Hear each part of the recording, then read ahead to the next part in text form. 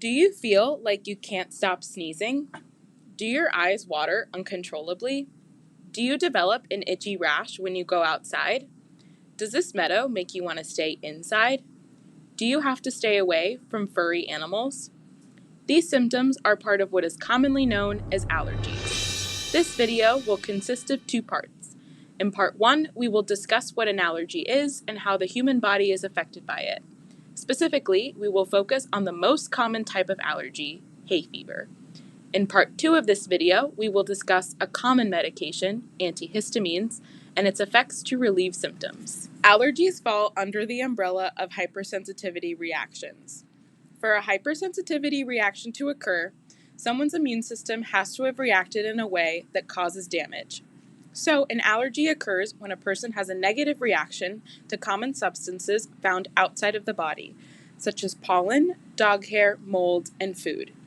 These common substances are referred to as antigen, but when someone has an allergic reaction, they're referred to as allergens.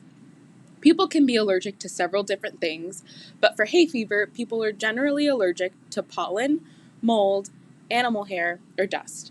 Therefore, hay fever can be classified as seasonal or year-round, and it affects up to 30% of the worldwide population.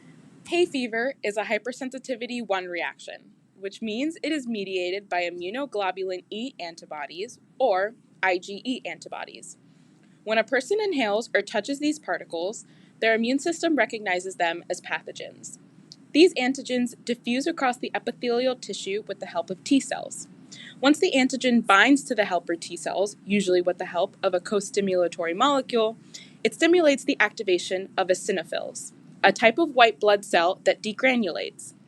When degranulation occurs, the cell releases cytotoxic molecules into the environment.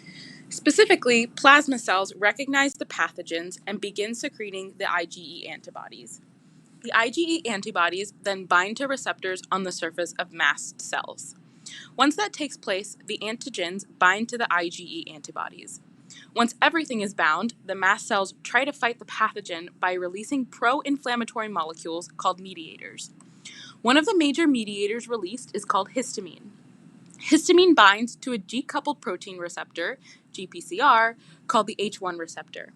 This binding stabilizes the active conformation and allows the initiation of a signaling cascade inside the cell, creating an inflammatory response in the body. This inflammatory response causes more blood flow to occur in the affected area as a result of the increase in diameter of blood cells. Histamine also makes capillaries more permeable to water, which is why people suffering from hay fever experience runny noses and watery eyes. This response also leads to airway constriction, which induces respiratory problems. One type of medicine that helps relieve allergy symptoms is an antihistamine.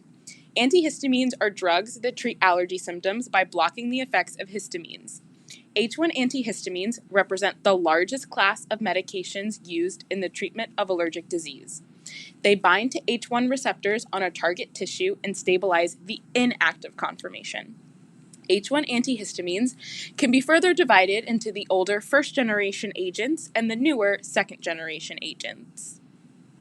The structure of the first-generation H1 antihistamines consists of two aromatic rings connected to a substituted ethylamine group.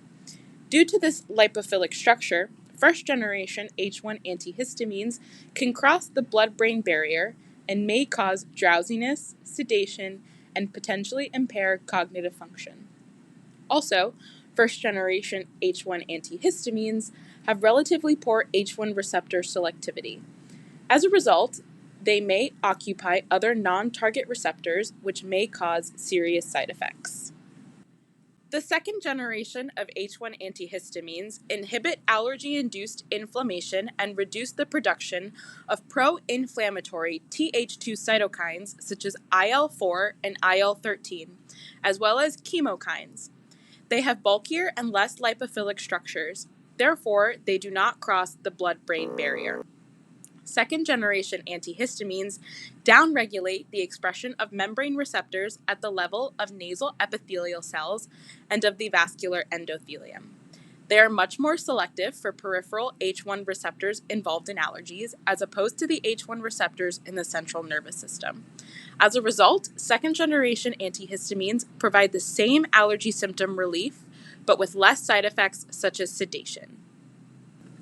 Second-generation H1 antihistamines are favored compared to those of the first generation, both in the light of their anti-allergic, anti-inflammatory activity, and of their good safety profile. The current role of second-generation H1 antihistamines is the first choice for treatment of allergic reactions, both IgE and non-IgE mediated. In conclusion, H1 antihistamines are to be considered of great actuality because of their present use, high efficacy, and safety standards. Therefore, even if they were introduced somewhat recently, they are still considered up to date for the treatment of acute or chronic allergic reactions and for their prophylaxis.